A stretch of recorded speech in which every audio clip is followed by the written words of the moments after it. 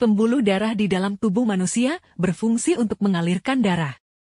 Di dalam tubuh manusia, terdapat dua jenis pembuluh darah, yaitu pembuluh darah arteri dan pembuluh darah vena. Arteri bertugas mengalirkan darah yang kaya oksigen dan zat-zat penting lainnya dari jantung ke seluruh tubuh. Sebaliknya, vena bertugas membawa darah kembali ke jantung. Pembuluh darah arteri bisa mengalami sebuah kondisi medis yang disebut dengan istilah arteriosklerosis. Istilah arteriosklerosis berasal dari bahasa Yunani yang terdiri dari kata arteria yang berarti pembuluh darah dan sklerosis yang berarti pengerasan.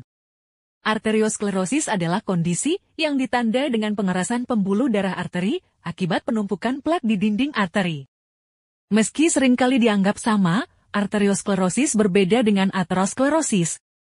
Arteriosklerosis mencakup semua kondisi pengerasan arteri.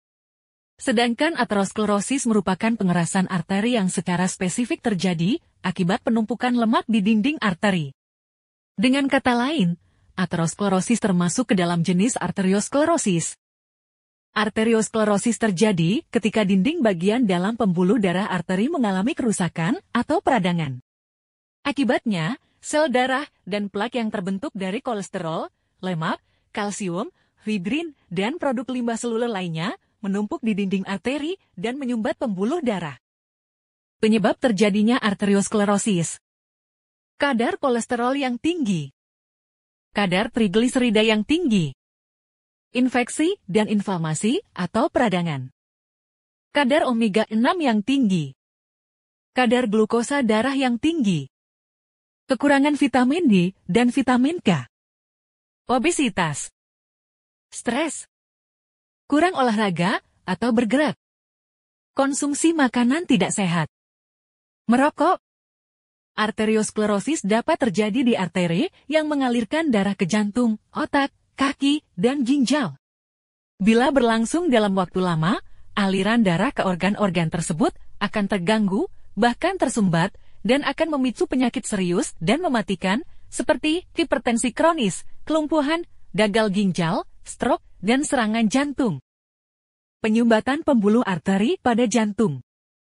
Penyumbatan arteri pada jantung bisa menimbulkan gejala nyeri dada, nyeri pundak, nyeri lengan, nyeri punggung, nyeri rahang, gangguan detak jantung, sesak napas, dan berkeringat. Penyumbatan pembuluh arteri pada tungkai. Penyumbatan arteri pada tungkai kaki dan tangan bisa menimbulkan gejala nyeri dan kram pada area kaki atau tangan, nyeri di kaki ketika berjalan, rasa dingin pada tungkai, dan luka di area kaki maupun tangan yang tidak kunjung sembuh. Penyumbatan pembuluh arteri pada otak. Penyumbatan arteri pada otak bisa menimbulkan gejala mati rasa hingga lumpuh pada satu sisi wajah, lengan, dan kaki, kebingungan dan sulit berbicara, kehilangan penglihatan pada satu mata atau kedua mata, kehilangan keseimbangan, sakit kepala parah. Penyumbatan pembuluh arteri pada ginjal. Penyumbatan arteri pada ginjal bisa menimbulkan gejala gangguan buang air kecil, sering mual, tubuh lelah, dan sering mengantuk, tungkai membengkak. Arteriosklerosis bisa dicegah dengan cara menjalani pola hidup sehat, seperti berolahraga secara rutin, minimal 30 menit sehari. Menjaga berat badan ideal bisa dibantu dengan diet tertentu. Beristirahat dan tidur yang cukup. Mengelola stres dengan baik. Mengurangi atau berhenti merokok. Mengurangi atau berhenti konsumsi minuman beralkohol. Melakukan pola makan sehat.